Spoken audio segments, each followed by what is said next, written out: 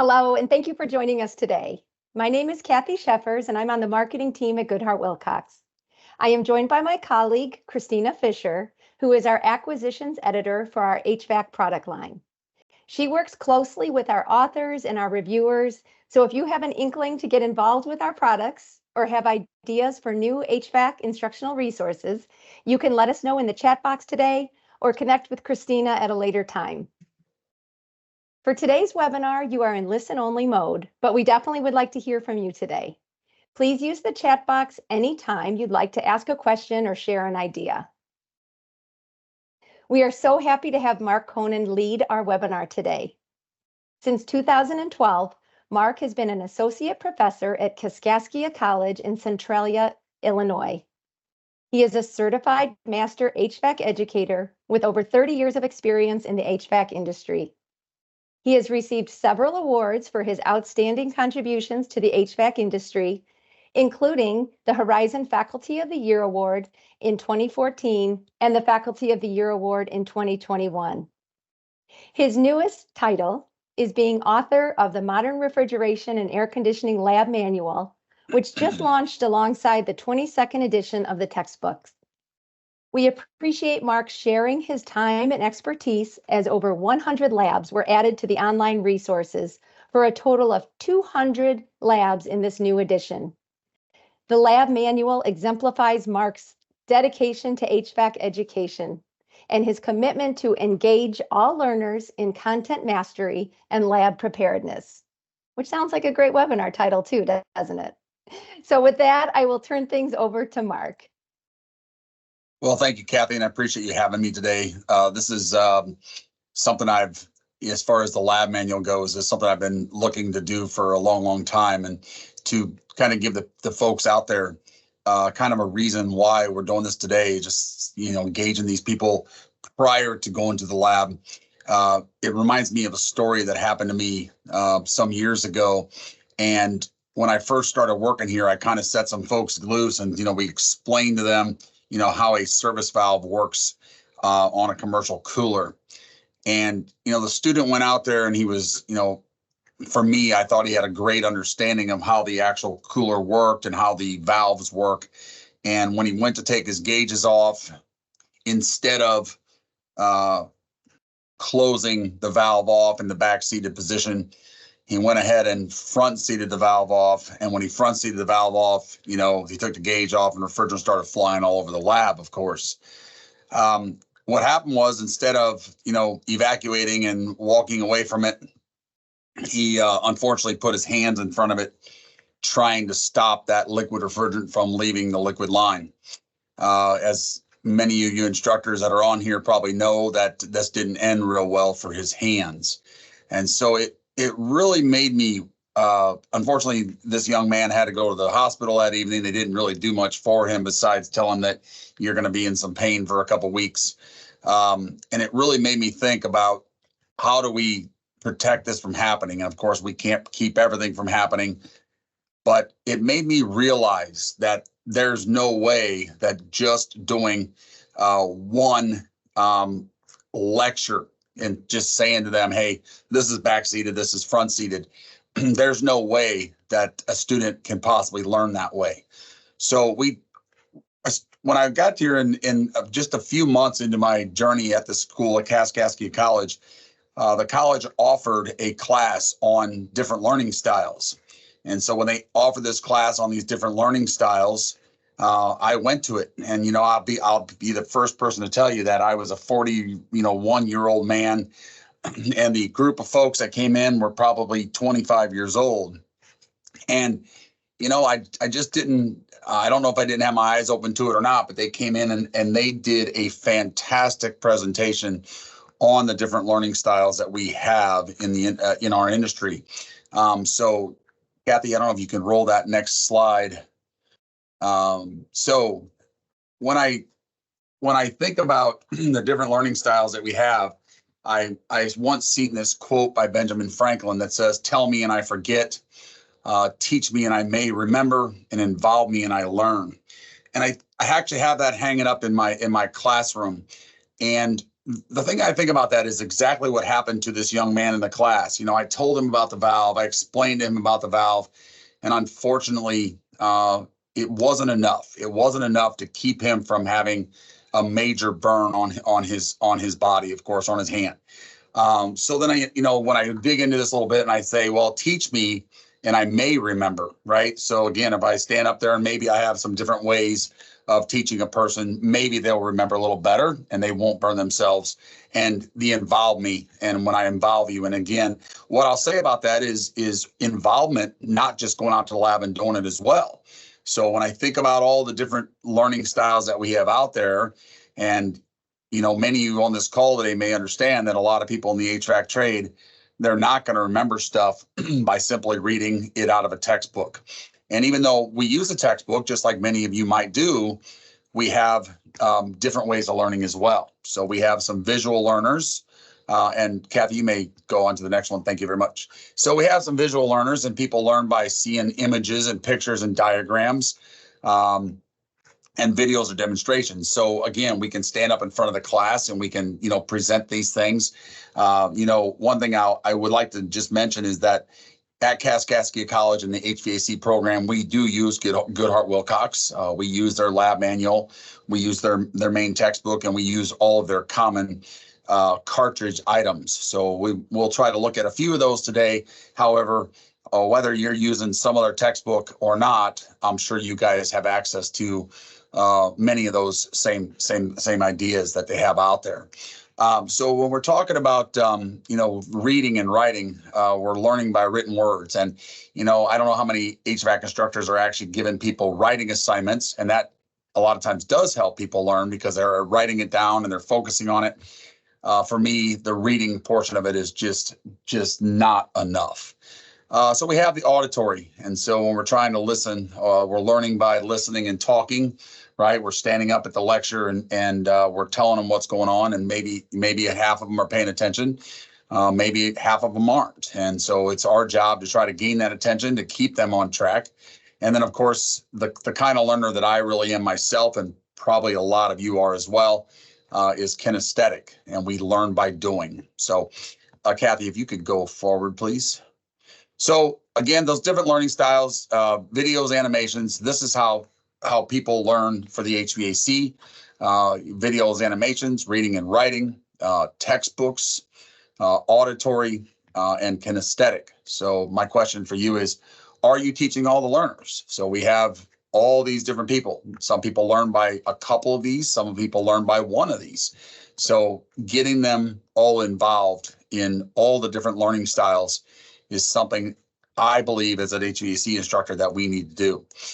Something that happened for me years ago is the college, and I work in the state of Illinois, and the state of Illinois had a major budget crisis years ago. And when they had the budget crisis, they quit, and it's community college. So they quit feeding the money to the community college. We quit getting, payments from the state of Illinois, and the college took a whole different direction and said, hey, listen, this is what we have to do. We're going to be cutting some hours. We're going to be cutting some stuff off. And I'm like, how am I going to get this done? So this is where I went to hybrid learning. And again, I sometimes get some kickback from people saying there's no way you can teach HVAC from a hybrid setting. It just cannot happen. And I won't disagree with that 100%. I will tell you that we still have to have that lab time. We still have to have that lecture time. But if students get the opportunity to do some reading and writing at home, if they get a chance to, watch videos from home, if they get a chance to look at pictures, and where can we get this all? In this case, for me, I get it from Goodheart-Willcox's common cartridge, right? So, Kathy, if you want to go to the next one. So learning styles for HVAC, we have the visual, videos, animations, pictures. Many videos, animations, and pictures are available through Goodheart-Willcox. We'll try to take a look at some of those. And again, my question for you is, are you teaching students who are visual learners? And so again, it's not for us to, turn a YouTube video on and walk away from the class. That's not the idea. If we want to turn videos on, we need to be there, stopping those videos, discussing what's happening in those videos. I just watched a video with my class just before I got into this presentation, just a few minutes ago, and it was actually a video done by Brian Orr, which a lot of people are very familiar with. And Brian actually says in the video that I'm going to show you this video on soldering and brazing. And I'm going to tell you right away that there's some things that this person does that's absolutely wrong. And he goes in and still shows the video. And he says, there's so much right with the video. However, I'm going to stop you and tell you that we shouldn't do this in the lab. All right. So this is the same thing we should do as instructors. Before we go out to the lab and before we're going to set people loose, we should possibly try to get to these visual learners and show them this is how we can do it. And again, as your instructor, you should be telling them, all right, listen, this is a great video. However, I think we should have done this differently, right? So we all see those videos that are out there. There's a video out there by a young man who makes lots and lots of videos. And at the end of his video, a lot of times he does backflips on a trampoline. All right. So, you know, like the students laugh about it or whatever else. I can tell you, you're not going to see me doing backflips on a trampoline. So let's go on to the next one, Kathy. So reading and writing, this is probably my least favorite as far as me as a kind of learner I am.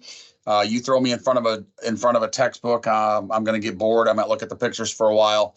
I try to read as much as I possibly can, but this is typically for me and the students that I have in my class, sending them home with a writing assignment or a reading assignment is probably the ones that they hate the most. So again, do your students learn by reading? So, you know, a couple of years ago, I had a couple engineers in my classroom that were just basically here to try to get their EPA certifications, and they were very, very smart folks, and they could just pick up the book and read it and take the test. They were that good. But that's not the traditional HVAC student. So Kathy, let's go on to the next one. Auditory, all right, lecture. One thing I'll say about lectures is if you're standing up in front of the class talking about what you're going to do in the lab and how you're going to do things, that's one thing. But if we can engage them people in the conversation, we all know we have that one or two students or maybe more that never talk. They don't ever say nothing back. We need to try to engage them, because if we're engaging them, that maybe we, you know, make them have a better understanding of what we're going to do in that lab. And when we get in that lab, that they have a better understanding if they've engaged in the conversation. If they're sitting there thinking about what they're going to do as soon as class is over and they don't care, then when we get in the lab, this is where we're going to have accidents or, you know, safety concerns. So again, do you talk to your students, you know, about HVAC? Are they engaging in that conversation? And it's a real good way for people to learn as well. Kathy, let's go to the next one. So the kinesthetic, hands-on environment, you know, my students for the most part will tell me, I'd rather be out there in the lab learning how to do a lot of this with my hands. I feel like I learn that a lot better, and I don't disagree with that at all. However, seeing it, auditory, hearing it, reading it, those are all ways that we can also learn about the HVAC content. So I would say most of your students are probably kinesthetic learners, because most folks that are going to work with their hands typically are. So Kathy, you can go on to the next one. So we must involve students, all right? We must involve students in all the learning styles to help them all learn, all right? So again, we have students out there that we struggle with. It's harder to get them to understand some concepts. And I believe for all of us, if we could involve them in every different learning style that we have. And I will also say there's also other learning styles out there as well. These are the top 4 that I kind of picked. You know, we're only in this presentation for 30 minutes.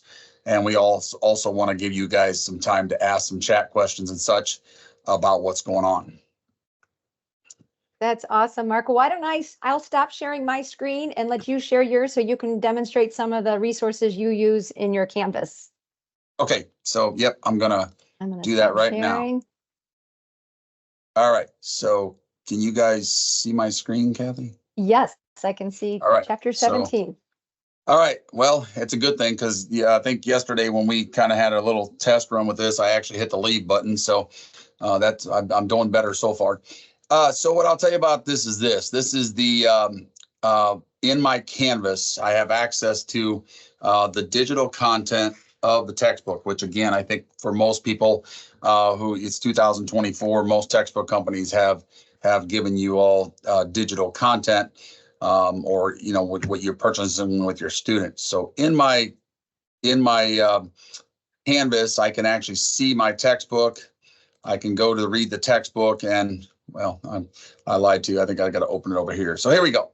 All right. So here we have some learning outcomes. I did pick chapter 17 for today's presentation. We talk about different controls, and I picked kind of an easy lab that just for everybody to kind of, you know, talk about and look at.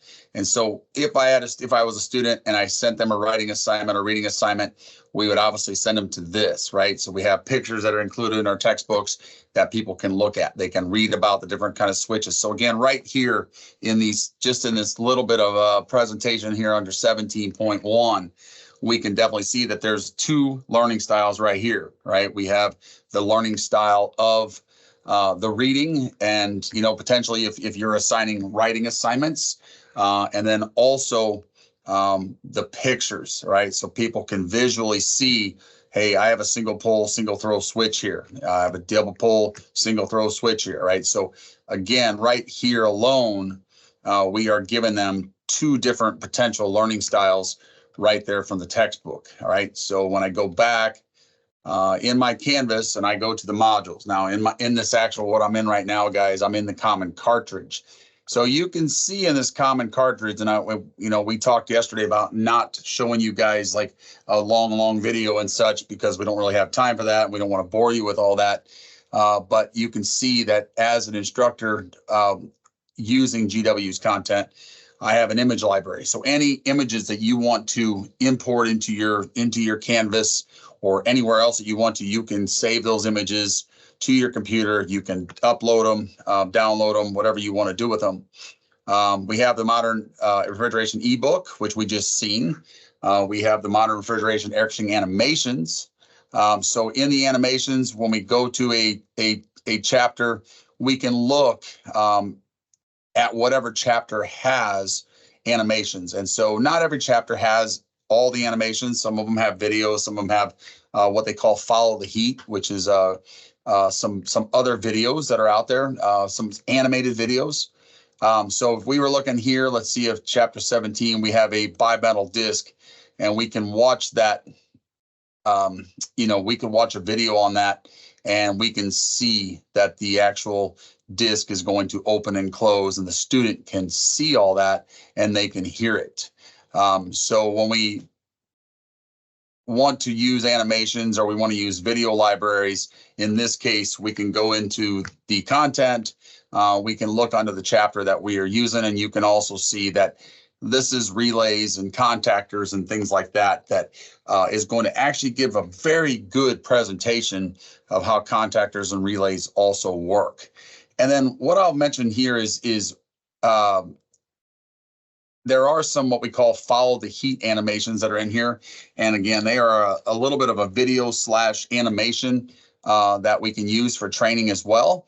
And in every week, or every chapter, I should say, and of course I put these into weeks when I'm working on my actual Canvas classes. When I'm working on these, you can see here that we have flashcards available to students who maybe learn better by using flashcards. We have some matching activities that are in there where they have to kind of drag and drop some items to match them up with whatever they're being asked to do. There's some vocabulary game. It's like a small little Jeopardy game, if you will. And then for the instructors out there, that you have review questions and you have the lab manual. And so the lab manual is right here at your fingertips, if you will. Again, when we were in chapter 17, working on the low voltage control circuit is what we were doing. We can open that right up, and we can look at the actual Word document that was created here. And again, something I did, because I did write the lab manual for the 22nd edition. We have more images, right? And we have some writing.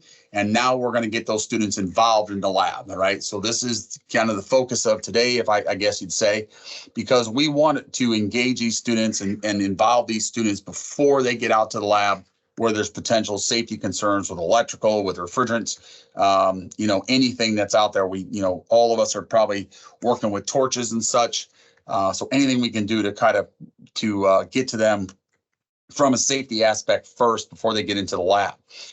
So this is going to tell us, what we have to have. This particular wiring board is kind of telling you from the get-go that I need a transformer, I need a piece of wood to put it on. We actually have this set up in our lab, so students don't have to do all that legwork, if you will. But they do have to wire it all up. They got to do the ohms and the voltage readings on the contactors, the transformer. So they're going to ohm out the transformers on the primary side, the secondary side. And again, a lot of that stuff regarding how we're going to ohm out a transformer can be found on the videos that in the weeks of the electrical section of our textbook and the common cartridge. So in here, we will ohm these things out. They have to give an answer. Now, I will tell you, this is a Word version. So if you are purchasing the lab manual, you may notice that our lab manual setup looks just a tinge different than what we're seeing today. So here's the contactor. Students are seeing it. We have them labeled as good as we possibly can. The students are going to ohm out the coils. They're going to ohm out the contacts. And quite honestly, there's a video that GW provides in the common cartridge that does this exact same situation. So it's very good for them to see it right in front of their eyes, and then go to the lab and start trying to recognize these contactors and relays. So we see the relay. We actually have a wiring diagram right on the actual relay here in the lab manual. We did pick Diversitech's relay here. However, you guys may have other relays you use as well. So it's kind of hard to utilize all those brands, but for the most part, we used all as much common stuff as we possibly could. The students are going to energize this. So we're talking they're going to supply electricity to it. So some of the things you may read in the lab manual is you may see that says, before you plug this in, because this is maybe something the students do electrically right off the beginning of the class. And they may have never done a whole lot with electrical before. So that there will be a statement in here that says, hey, before you plug this in, have your instructor come over and look at it. So we have questions, a lot of the questions we actually give answers to as well for the instructors. But so this is, kind of what I do in my lab. I try to engage the students in the classroom. I try to engage them in a hybrid setting where they can watch videos and animations. They can play the word games, the Jeopardy game. They can do all those little fun things in their own free time. And then potentially, before or after the lecture, they come in and hear the lecture about these components or whatever we're working on, and then we take it to the lab. And so my whole idea here is we're getting them involved in almost every learning path that we can. And hopefully, when we're done with the whole thing, that one of those or two of those learning styles are what it's going to take to involve and engage our students. Kathy, I didn't know if there's any questions in the chat or not. We did just get a question. Travis asked if the labs still have a fillable PDF option as well, or only a Word doc. And Travis, I believe that they're only Word docs now. And the reason for that is because we need to meet certain accessibility requirements in all of the resources that we create. And so the Word docs are the ones that work best from an accessibility standpoint.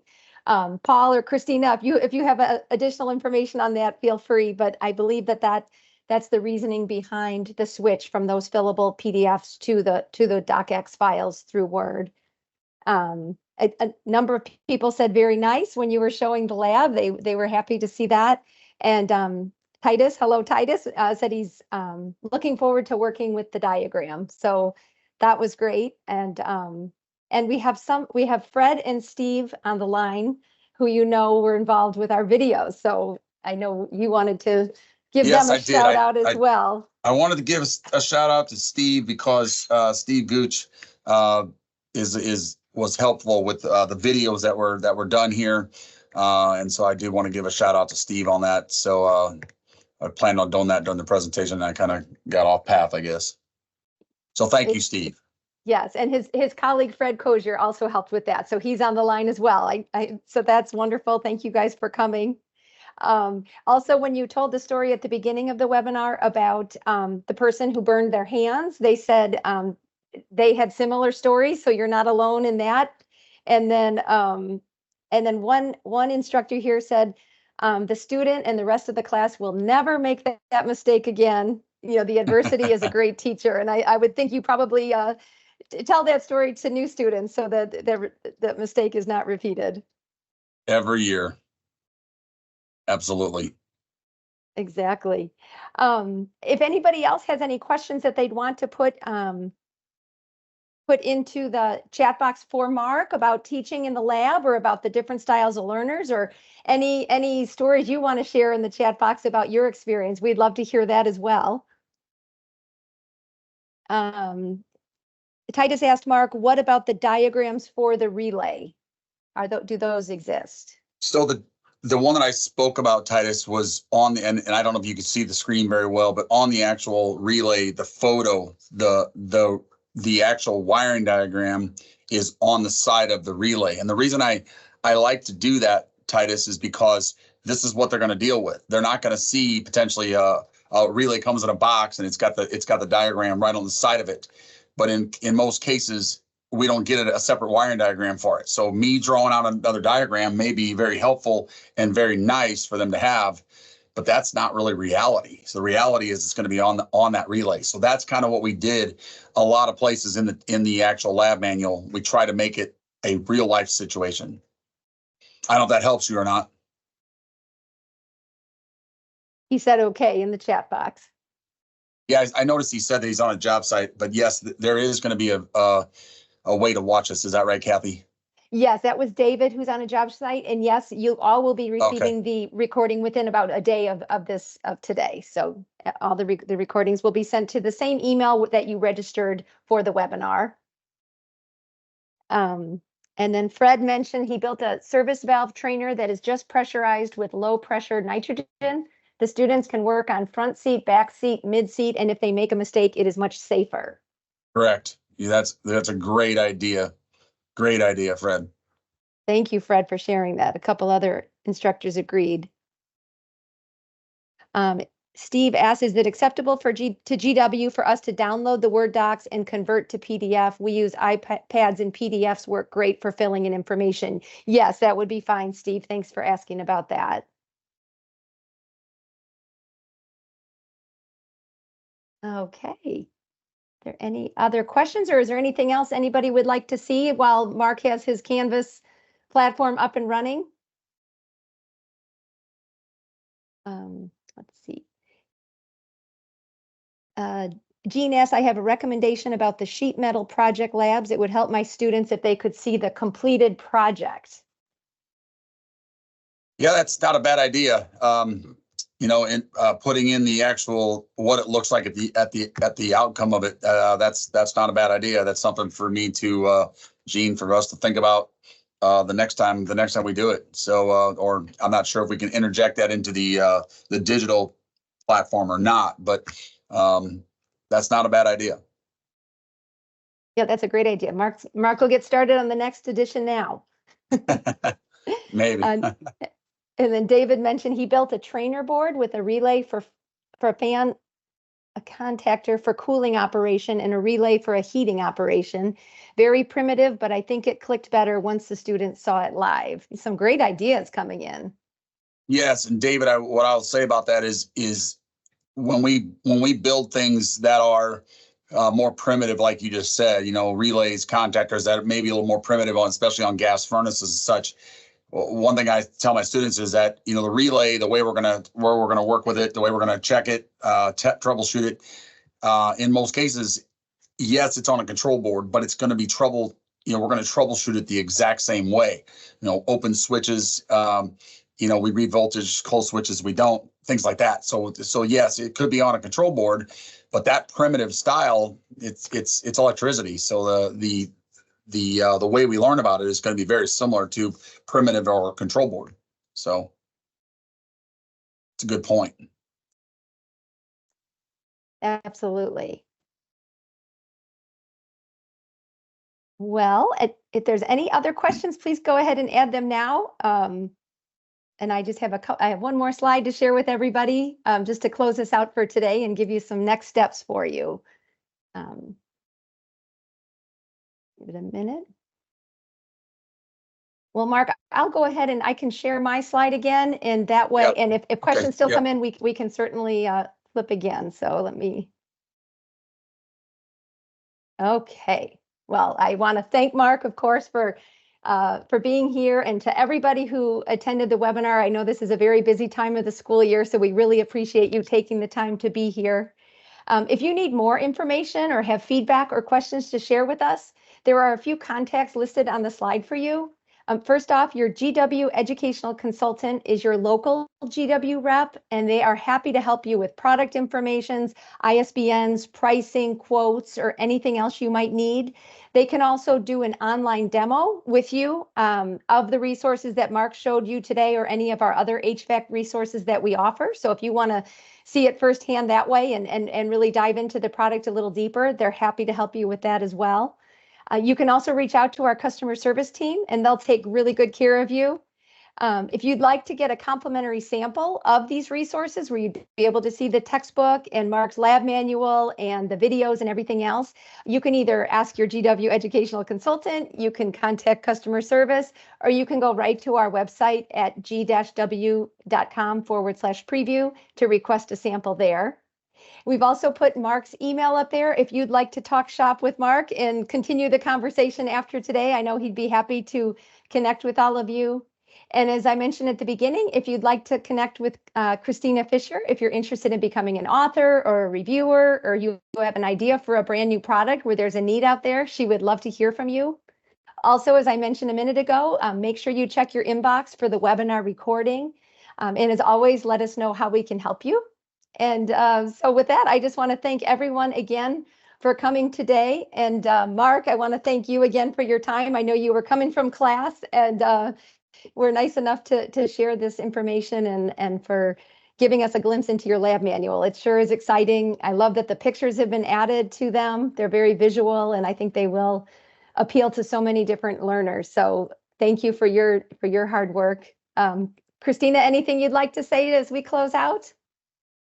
I don't think so. You covered everything, Kathy. But yes, thank you everyone who joined. Thank you, Mark, for all of your hard work and dedication, not only to education, but to GW here. And hope you all have a great rest of your day.